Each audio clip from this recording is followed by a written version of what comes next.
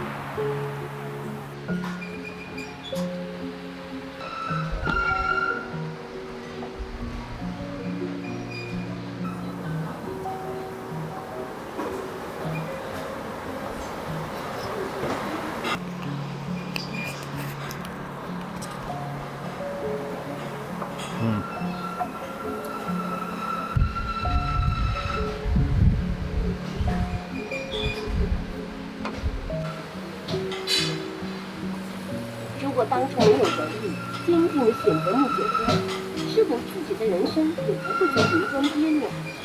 他从来没有爱过哪个女人，也从来没想过对上一个人。我什么都没说，我对老板什么都没说，也没对。赵青此时反应神速，飞快的一巴掌扇在李小成脸上，打断了他的话。叶雄一似乎一点都不介意这边的角度，嗤笑了一下，说道：“机长，既然在旁边听着，那你就……